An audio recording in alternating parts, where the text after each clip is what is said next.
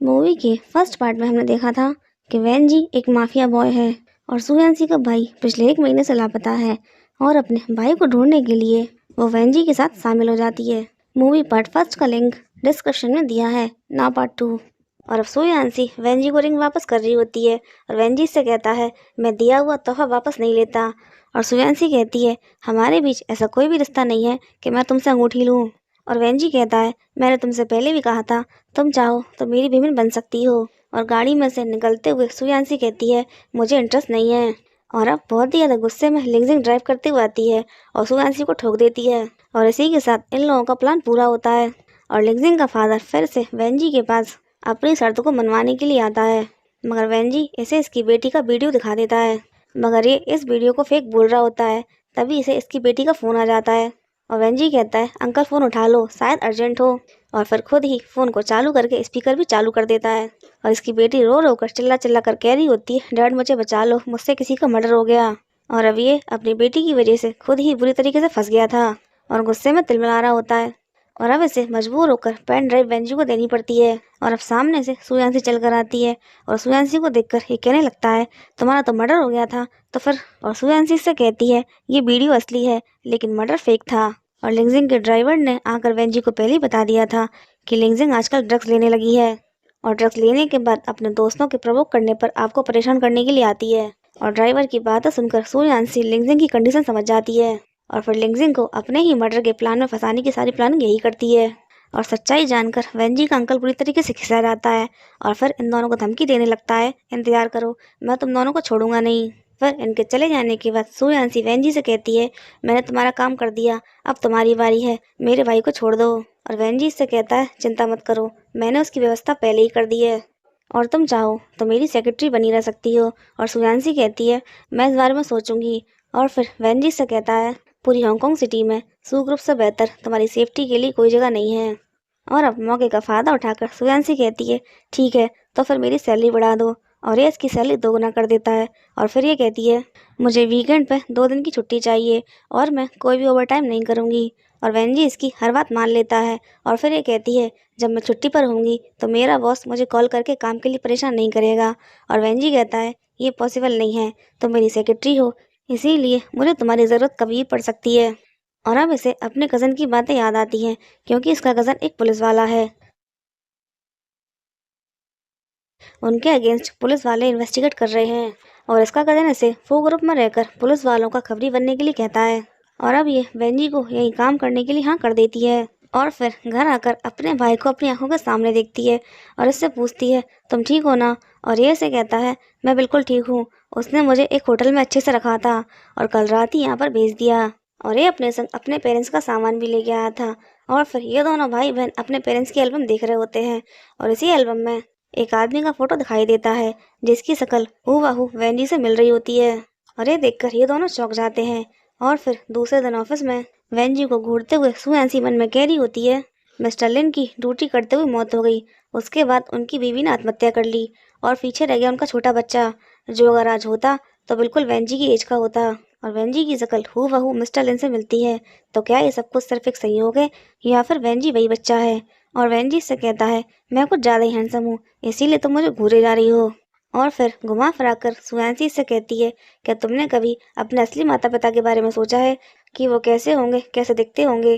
और सुयांसी की बात सुनकर वेंजी थोड़ा सीरियस हो जाता है और इससे कहता है मेरा परिवार सिर्फ मेरे डैड है, उसके अलावा मैं किसी को भी नहीं जानता। और अब पुलिस वाले इसे अरेस्ट करने के लिए आते हैं क्योंकि इसके पुराने सेक्रेटरी का मर्डर हो गया है और मर्डर वाली जगह पर सारे सबूत वेंजी के खिलाफ मिले हैं और ये सारी साजिश इसके अंकल की है। और वेंजी कहता है आप इतने गिर गए कि मुझे फंसाने के लिए निर्दोष आदमी की हत्या कर दी। और इसका अंकल कहता है अब मैं भी देखता हूँ कि तुम मुझसे कैसे जीतोगे।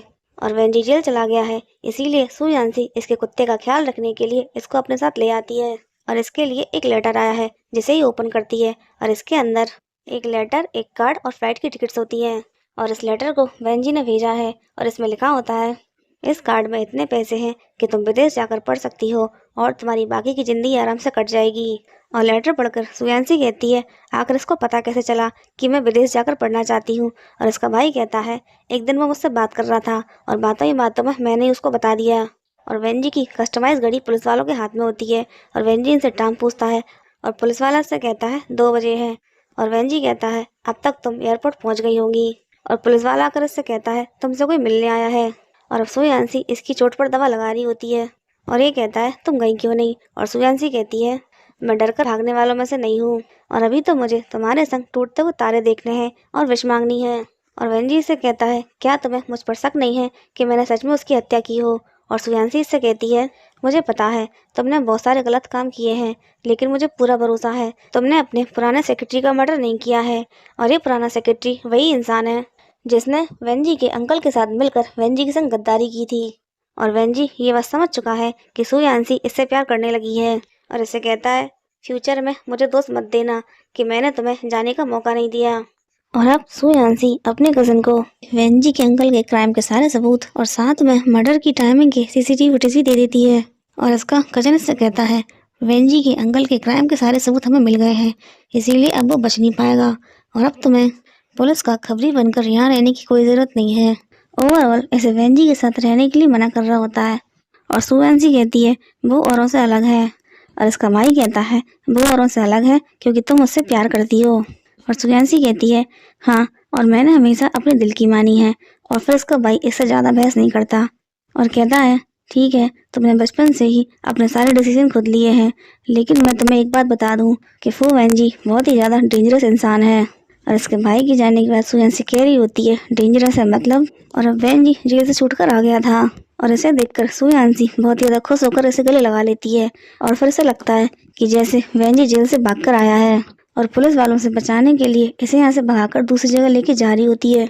और फिर वेंजी इसके डर के पूरे पूरे मजे ले रहा होता है और फिर वेंजी की बातों से इसको समझ में आ जाता है कि वेंजी जेल से भागकर नहीं आया है। और फिर वेंजी से पूछता है अगर किसी दिन ऐसा हो कि मेरे पास कुछ भी ना बचे और मैं एक अपराधी बन जाऊं तो क्या तब भी तुम मेरे साथ भागने को तैयार रहोगी। और सुयांसी इसकी बात पर अग्री हो जाती है और इसी के साथ इन दोनों का रोमांस शुरू हो जाता है और ये इंटीमेट हो जाते हैं। और अब मॉर्निंग में सुयांसी देखती है कि वेंजी यहाँ पर नहीं है और फिर बटलर से पूछती है और बटलर इससे कहता है वो किसी जरूरी काम से पुराने घर गए हैं और आपको घर पर रहकर ही उनका इंतजार करने के लिए बोला है। लेकिन सुयांसी को थोड़ा शक होता है कि जरूर कुछ गलत है, इसीलिए वो नहीं चाहता कि मैं घर से बाहर निकलूं।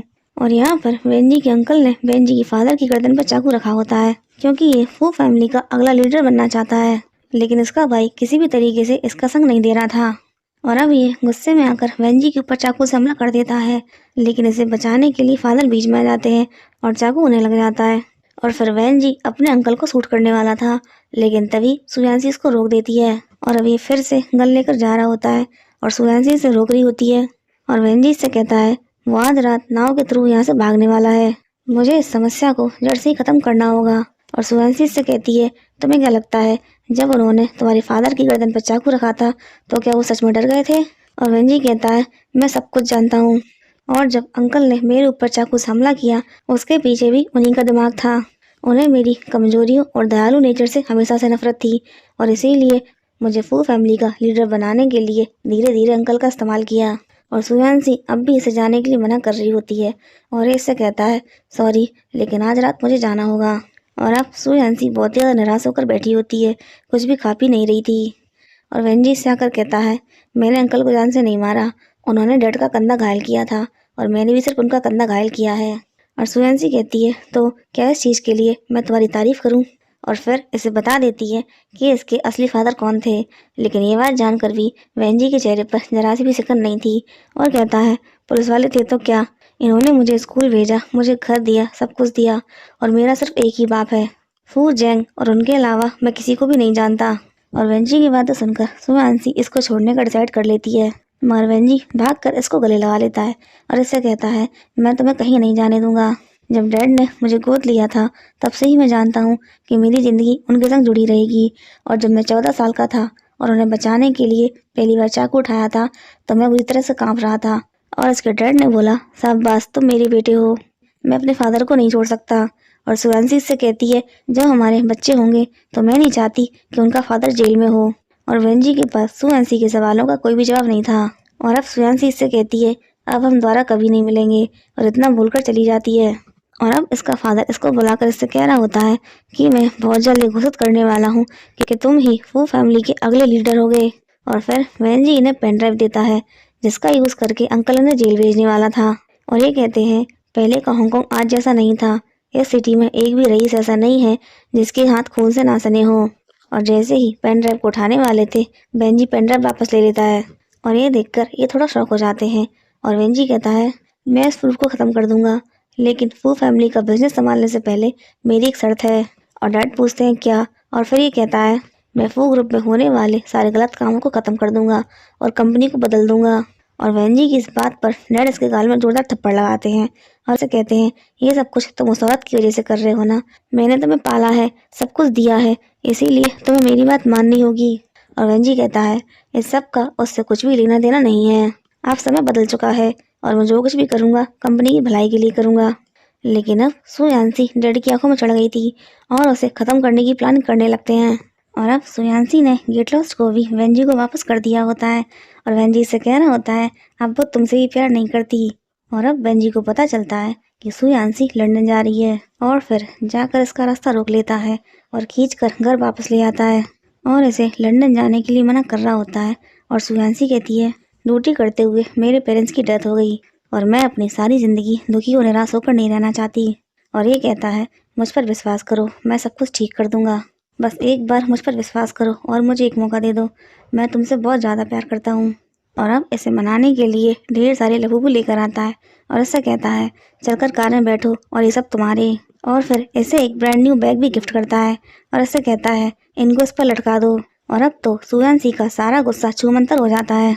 और फिर वेंजी कहता है तुम्हारा मेकअप थोड़ा फैल गया है। और जैसे ही मिरर को नीचे करता है इसमें खूबसूरत सा नेकलेस निकल आता है। और सु यान्सी की कजन ने इसे बता दिया था कि वेंजी ने अपने हाथ के सारे गलत धंधे बंद कर दिए हैं और इस वजह से माफिया के लोग उसे जान से मारने की धमकी दे रहे हैं। और अब इसे समझ में नहीं आ रहा था कि ये क्या करे। और अब ये अपनी कजन से मिलने के लिए एक बार में आती है जहाँ पर एक शराबी आकर इसको तंग करने लगता है। और फिर वेंजी आकर इसको यहाँ से भगा देता है और वेट्रेस को बुलाकर अपना कार्ड देते हुए कहता है आज रात की सारी शराब मैंने खरीद ली है, इसको पीने के लिए दारू मत देना। और सु यान्सी इससे कहती है यहाँ आकर अगर मैं शराब नहीं पीऊँगी तो फिर क्या तुम मुझे दूध वाली चाय पिलाओगे। और वेंजी ऐसा ही करता है, इसके लिए हर ब्रांड की चाय मंगा लेता है। और फिर सु यान्सी इससे कहती है तुम मुझे यहाँ पर थोड़े से अनकम्फर्टेबल लग रहे हो, क्या तुम इस जगह पर पहली बार आए हो, क्योंकि इसके फादर ने कभी भी इसे लोगों के संग घुलने मिलने नहीं दिया था। और अब यहाँ पर सु यान्सी का कजन भी आ गया था। और फिर सु यान्सी वेंजी को डांस करने के लिए कहती है और वेंजी कहता है मुझे डांस करना नहीं आता। और सु यान्सी कहती है तो मुझे मनाने की कोशिश कर रहे हो ना, तो फिर जाओ जाकर मेरे लिए डांस करो। और फिर इसका कजन इसको डांस करने के लिए पुश कर देता है और फिर बेचारा वेंजी अपने प्यार के लिए मजबूर होकर डांस कर रहा होता है। और इसे देख देख कर सु यान्सी बहुत ही हंस रही होती है और फिर इसका कजन इसको भी धक्का दे देता है। और अब ये दोनों मिलकर एंजॉय कर रहे होते हैं, तभी वेंजी अचानक से डर जाता है क्योंकि वो इन खिलौनों को गन समझ लेता है।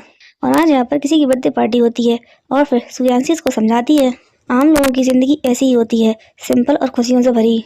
और फिर वेंजी इसको हक कर लेता है और कह रहा होता है ये वाकई बहुत अलग एहसास है। और सु यान्सी कहती है कुछ भी सुनाई नहीं दे रहा, थोड़ा ज़ोर से बोलो। और फिर ये चिल्ला चिल्ला कर कहने लगता है मुझे वाकई बहुत अच्छा महसूस हो रहा है। और फिर सु यान्सी इससे कहती है मुझे भी बिल्कुल ऐसी ही लाइफ चाहिए, सिंपल और खुशियों से भरी, और तुमने मुझे चुना है इसलिए तुम्हें मेरी बात माननी होगी। मगर वेंजी चुपचाप खड़ा हुआ था और इसकी चुप्पी को देखकर सु यान्सी यहाँ से जाने लगती है।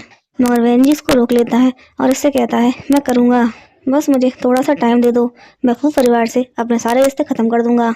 और यहाँ वेंजी के डैड को इनकी तस्वीरें मिलती हैं और इन तस्वीरों को देखकर इसका माथा फट रहा होता है और ये कह रहा होता है मैंने इसे अपना वारिस बनाने के लिए पाल पोस कर बड़ा किया, लेकिन ये एक लड़की के लिए सब कुछ भूल गया। इसे याद दिलाना पड़ेगा कि आखिर ये है कौन। और सु यान्सी इसे इसकी पेरेंट्स की कब्र पर लेके आती है और वेंजी कहता है मैंने पता लगवाया है मेरे फादर की डेथ माफिया के साथ मुठभेड़ करने के दौरान हुई थी।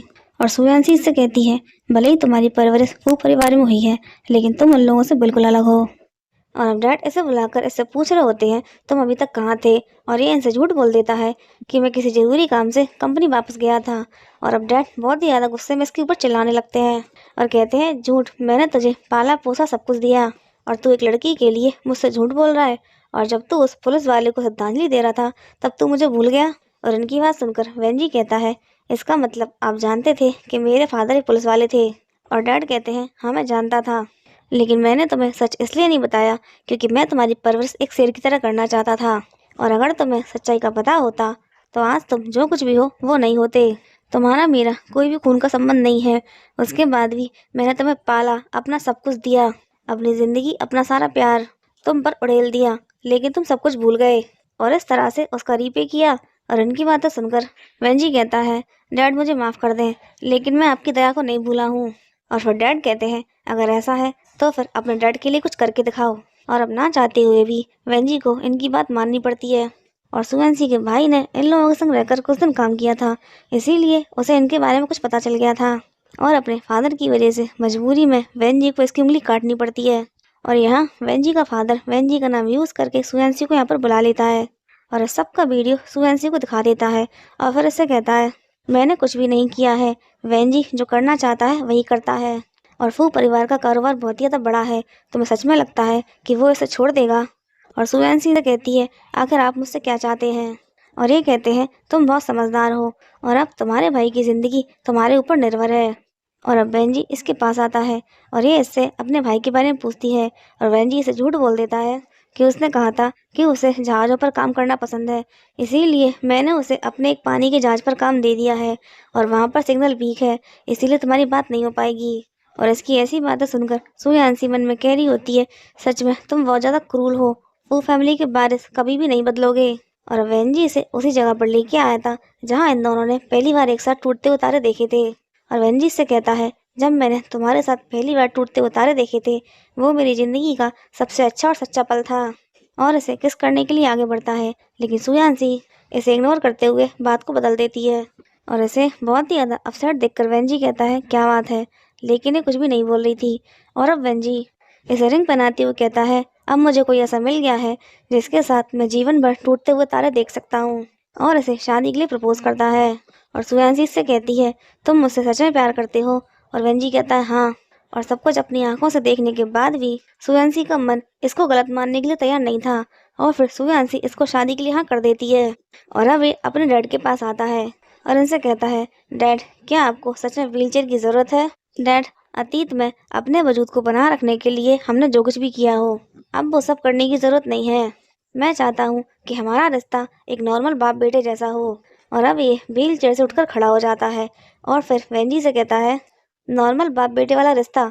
अब जब जिम्मेदारी उठाने का टाइम आया है तो तुम इस तरह की बातें करके पीछे हट रहे हो और अपनी मनमानी कर रहे हो। और वेंजी कहता है, डैड मुझे सच में आपकी बहुत परवाह है और मैं आपसे विनती कर रहा हूँ कि अब आप लोगों को हर्ट करना बंद कर दें, क्योंकि इस दुनिया में लोगों के पास बहुत ही कम वजह है खुश रहने की। और इसकी बातें सुनकर डैड कहते हैं, आखिर तुम कहना क्या चाहते हो? और वेंजी इनसे कहता है, डैड मैं सुयांसी से शादी कर रहा हूँ और मुझे उम्मीद है कि आप हमें अपना आशीर्वाद जरूर देंगे। और इतना बोलकर चला जाता है। और चिल्लाते हुए डैड कह रहे होते हैं, वेंजी तुम्हें सच में लगता है कि तुम्हारा प्यार इतना अटूट है? मगर वेंजी इनको इग्नोर करके चला जाता है। और आज इन दोनों की शादी होती है, लेकिन तभी दुल्हन गायब हो गई थी और मीडिया वाले भी ऐसे सवाल करने लगते हैं और ये सुयांसी को ढूंढ रहा होता है।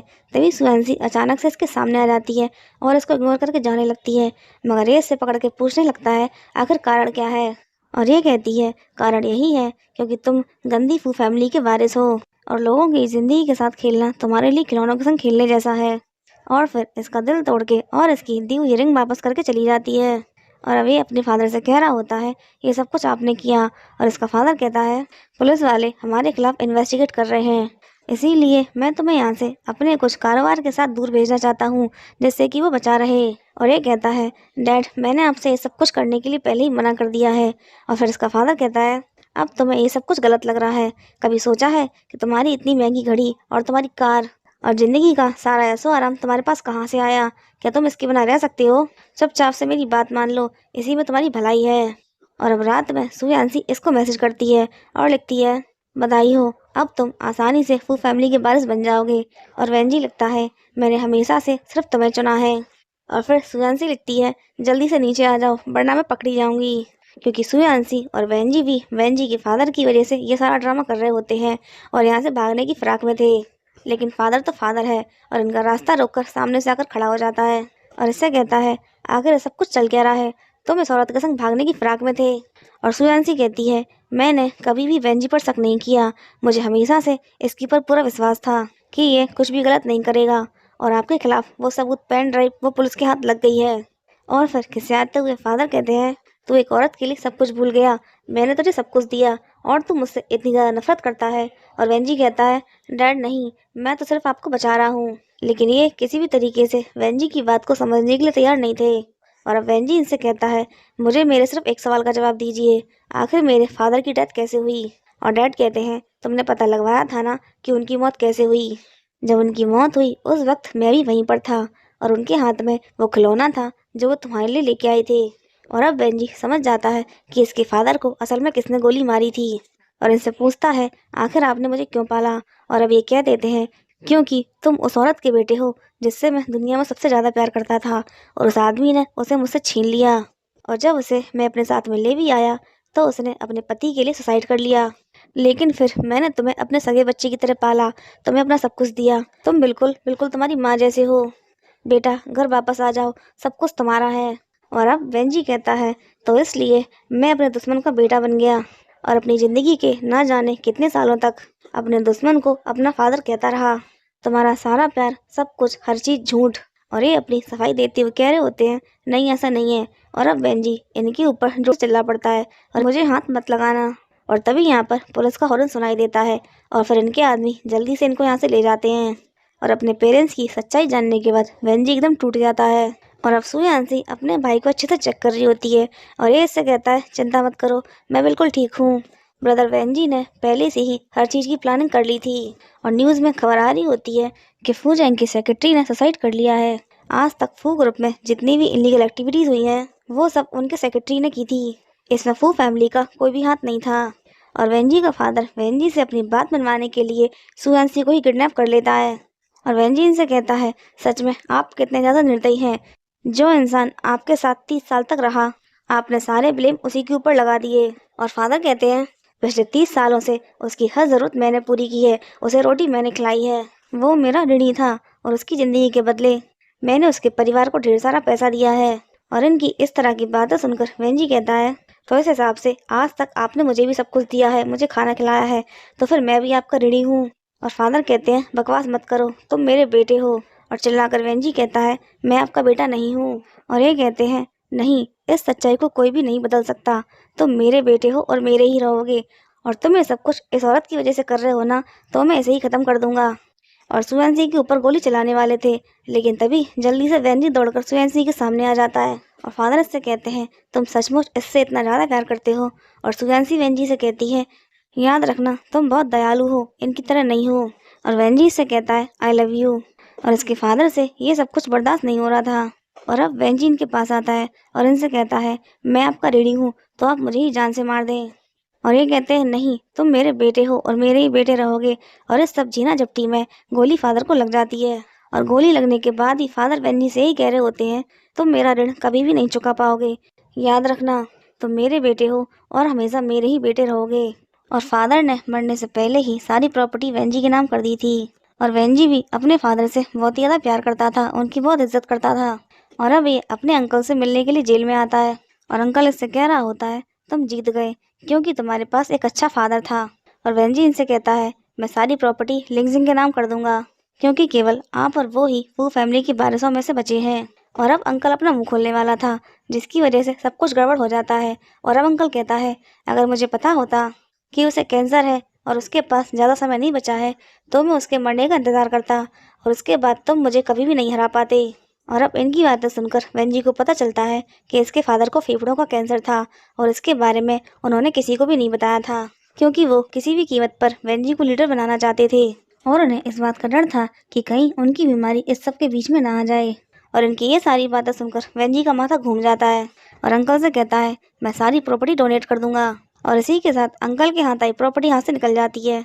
और अब वेंजी और सुयांसी पेरेंट्स से मिलने आते हैं और वेंजी ने अपने फादर की कब्र को अपने पेरेंट्स के बगल में बनवाया है और इनसे कह रहा होता है, आपने मुझे ज़िंदगी भर कंट्रोल किया और आपके पास ज़्यादा समय नहीं बचा था और आपने अपनी मौत में भी मुझे फंसा लिया। और अब सुयांसी प्रेग्नेंट है और इससे कह रही होती है, अब तुम अकेले नहीं हो, तुम्हारे पास तुम्हारा परिवार है। और वेंजी इससे कहता है, थैंक यू सो मच, हम हमेशा साथ रहेंगे। और इसी के साथ मूवी एंड हो जाती है। अगर आपको मूवी पसंद आई हो तो please like, subscribe, comment and share. Thanks for watching.